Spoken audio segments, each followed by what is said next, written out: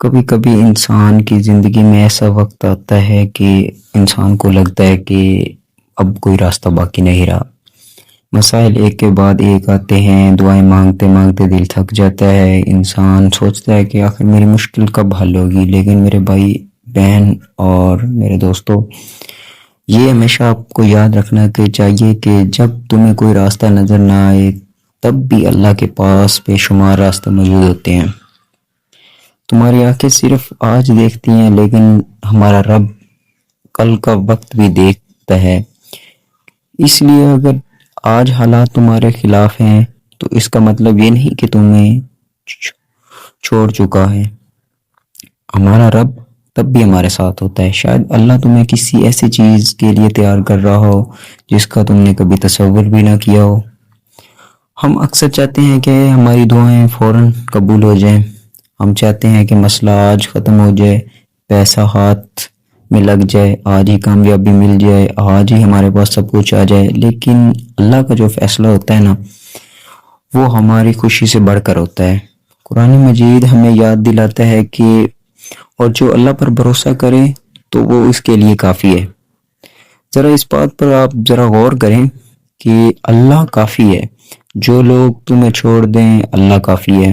جب کوئی تمہیں مدد نہ کرے تب بھی اللہ کافی ہے۔ جب تمہیں اپنی منزل نہ ملے تب بھی اللہ کافی ہے۔ تمہیں ہر چیز کا جواب آج نہیں دینا، بلکہ آپ کو ذرا ٹھہرنا ہے، صبر کرنا ہے۔ صبر کا پھل اللہ پاک آپ کو ہمیشہ دے گا، کیونکہ جو لوگ صبر کرتے ہیں، ٹھہرتے ہیں، اپنے وقت کی قدر کرتے ہیں، اپنی محنت کرتے رہتے ہیں، تھوڑے سے وقت میں بھی محنت اگر آپ کرتے رہیں تو ایک دن کامیابی ضرور آپ کو حاصل ہوتی ہے۔ ذرا سوچیں، ہم پہ مشکل وقت کیوں آتا ہے؟ مشکل وقت ہمیشہ سزا نہیں ہوتا۔ کبھی مشکل وقت انسان کو مضبوط بنانے آتا ہے، جیسے سونا آگ میں جا کر کندن بنتا ہے، ویسے ہی انسان بھی آزمائشوں سے گزر کر اپنے رب کے قریب ہوتا ہے۔ قرآن میں اللہ تعالیٰ فرماتا ہے کہ بے شک اللہ صبر کرنے والوں کے ساتھ ہے۔ غور کریں، اللہ تعالیٰ نے یہ نہیں کہا کہ صبر کرنے والے اکیلے ہیں۔ اللہ تعالیٰ نے فرمایا ہے اللہ صبر کرنے والوں کے ساتھ ہے۔ تو بے شک میرا رب ہمیشہ ان کے ساتھ ہوتا ہے جو صبر کرتے ہیں اور میرے رب پر توکل کرتے ہیں۔ تو اگر تم کو آج کسی مشکل سے گزر رہے ہو تو صبر کرو، رو لینا، لیکن اللہ سے دور مت ہونا۔ تکلیف محسوس کرنا فوری ہے، لیکن امید چھوڑنا اچھی بات نہیں ہے۔ تو ہمیشہ تکلیف ہوتی ہے انسان کو، لیکن اللہ پر بھروسہ بھی رکھنا چاہیے۔ کبھی آپ نے کبھی سوچا ہے کہ ہم دعا کرتے ہیں اور ہم کافی ساری چیزیں سوچتے ہیں، لیکن ہمارا رب ہمیں وہی کچھ دیتا ہے جو اس نے ہمارے نصیب میں لکھ رہا ہوتا ہے۔ میں اتنی دعائیں کر رہا ہوں، آپ نے سوچا ہوگا کہ میں اتنی دعائیں کر رہا ہوں لیکن میری دعائیں قبول نہیں ہوتی۔ یاد رکھو کہ دعا کا جواب ہمیشہ ہماری مرضی کے مطابق نہیں ہوتا۔ کبھی اللہ وہ چیز دیتا ہے جو ہم مانگتے ہی نہیں، کبھی اس سے بہتر چیز بھی دیتا ہے، اور کبھی کسی آنے والی مصیبت کو ہماری دعا کی وجہ سے دور کر دیتے ہیں۔ اکثر ہم سوچتے ہیں کہ ہماری دعائیں کیوں نہیں قبول ہو رہی، تو میرا مالک ہماری ان دعاؤں کی وجہ سے ہماری کچھ مصیبتیں ٹال دیتا ہے۔ اس لیے دعا کو کبھی معمولی نہ سمجھو۔ اللہ تعالیٰ اس کا اجر کبھی نہ کبھی ہم کو ضرور لوٹا دیتا ہے۔ میرا رب کہتا ہے آپ جتنی محنت کرو گے میں اس کا اتنا ہی پھل آپ کو ضرور دوں گا، لیٹ دوں گا لیکن دوں گا ضرور۔ رات کے آخری حصے میں تنہائی میں اپنے رب کے سامنے بیٹھو، اپنی زبان سے نہیں آنکھوں کے آنسو سے دعا کرو۔ اللہ تعالیٰ تمہارے الفاظ سے پہلے تمہارے دل کو جانتا ہے۔ بے شک اللہ تعالیٰ دلوں کے راز بھی جانتا ہے، ہم وہ سوچتے ہی نہیں۔ تو ہمارا رب ہمارے لیے 70 ماؤں سے زیادہ بڑھ کر پیار کرتا ہے، تو وہ ہمارے لیے کتنا کچھ سوچتا ہوگا۔ قرآن مجید میں حضرت یعقوب علیہ السلام کا واقعہ ہے، ہمیں صبر کا بہت بڑا سبق دیتا ہے۔ اپنے بیٹے یوسف علیہ السلام سے جدائی کا غم اتنا شدید تھا کہ ان کی آنکھوں سے غم سے سفید ہو گئی تھی، لیکن انہوں نے اللہ سے مدد نہیں چھوڑی. انہوں نے کہا میں نے تو اپنی پریشانی اور اپنا غم صرف اللہ کے سامنے بیان کرتا ہوں. ہمیں بھی اپنے رب کے سامنے سب کچھ پیش کرنا چاہیے. اس اللہ اپنے رب کو بتانا چاہیے، نہ کہ ان لوگوں کے سامنے اپنی تکلیف اپنی مشکلات پیش کرنے سے پہلے اپنے رب کو بتاؤ. اپنے رب کے سامنے جھکو، اپنے مصلی اٹھاؤ اور 2 رکعت نفل ادا کرو اور اپنے رب کو بتاؤ کہ میرے مالک مجھے یہ تکلیف ہے. لوگ شاید تمہیں نہیں سمجھیں گے لیکن اللہ تمہیں مکمل طور پر سمجھے گا. کچھ لوگ ساتھ چھوڑ دیتے ہیں. آپ نے سوچا ہوگا کہ اکثر مشکل حالات میں اکثر کچھ آپ کے پاس نہ ہونے کی وجہ سے لوگ آپ کو چھوڑ دیتے ہیں، کچھ سمجھتے نہیں ہیں. لیکن ہمارا رب جو ہے وہ اس ٹائم بھی آپ کے ساتھ کوشش کرو، دعا کرو، پھر نتیجہ اللہ پر چھوڑ دو. اگر تم طالب علم ہو محنت کرو، اگر کاروبار کرتے ہو حلال طریقے سے کوشش کرو، اگر نوکری تلاش کر رہے ہو تو دروازے کھٹکھٹاتے رہو. اگر تم اپنے خواب کے لیے کام کر رہے ہو تو آج کا چھوٹا قدم بھی اہم ہے. اکثر ہم کوئی بھی کام کرتے ہیں تو ہمیں اس میں کامیابی نہیں مل رہی ہوتی. ہم سوچ رہے ہوتے ہیں کہ یار میرا نصیب یہ ہے وہ ہے، میں اتنی لاکھ کوشش کر رہا ہوں اس کے باوجود مجھے کچھ حاصل نہیں ہو رہا.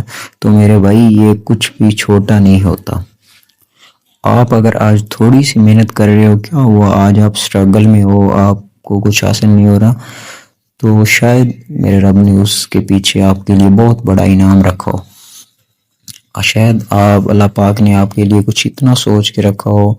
آپ کی اس چھوٹی چھوٹی محنت ایک دن میرا رب آپ کو بہت بڑے انعام میں نواز دے. تو اس لیے ہمیں کوشش کرتے رہنا چاہیے اور اپنے رب پر توکل رکھنی چاہیے. اللہ پاک ایک دن ضرور آپ کو کامیابی حاصل کر دے گا.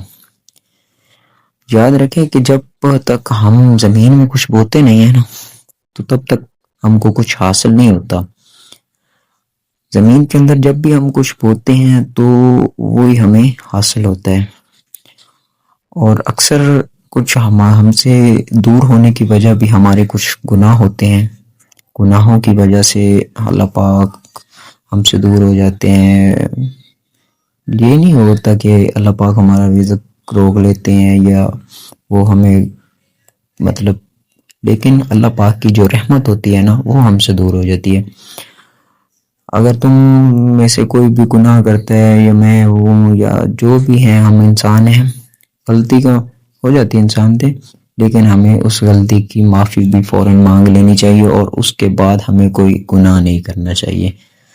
شیطان چاہتا ہے کہ انسان گناہ کے بعد اللہ سے دور ہو جائے، لیکن میرا رب کہتا ہے کہ جب تم کوئی گناہ کرو تو فوراً توبہ کرو، میں تمہاری توبہ قبول کروں گا.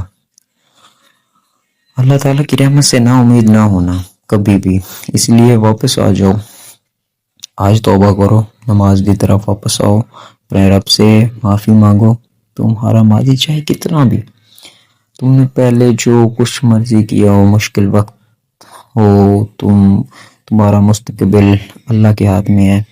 ماضی کو تم چھوڑو، اپنے گناہوں کا ازالہ کرو، اللہ پاک سے معافی مانگو. انشاءاللہ آنے والا وقت ہمیشہ بہتر ہوگا.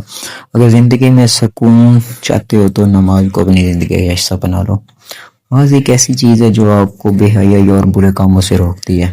دنیا کے شور سے تھک جاؤ تو سجدے میں چلے جاؤ، آپ کو سکون ملے گا. آپ اپنے لیے نہیں، اپنے رب کے لیے نماز پڑھو، کیونکہ سجدہ صرف عبادت نہیں، اپنے رب کے سامنے اپنی کمزوری تسلیم کرنے کا مقام بھی ہے. وہاں تم کہہ سکتے ہو یا اللہ میں کمزور ہوں، تو طاقت والا ہے. یا اللہ میں نہیں جانتا، تو سب جانتا ہے.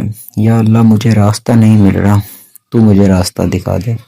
کبھی کبھی ایک سچا سجدہ انسان کے اندر وہ سکون پیدا کر دیتا ہے جو دنیا کے ہزاروں چیزیں نہیں دے سکتی. اسی لیے ہمیں نماز کو اپنی زندگی کا معمول بنانا چاہیے.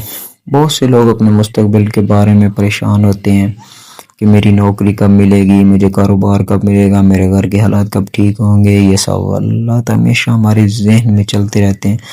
تو میرے بھائی آپ آج کل دیکھتے ہیں کہ سوشل میڈیا پر لوگ کس طرح سے بے حیائی اور کس طرح سے یہ سب کچھ چلا رہے ہیں. تو آپ نے اپنی نیت کو، اپنے آپ کو اور اپنے کوشش کرنا ہے خود کو، اور اگر آج آپ خود کو ٹھیک کرتے ہیں تو کل آپ دو اور لوگوں کو بھی اس کی تلقین کرنے کے لیے کہنے کے لائق ہو جائیں گے.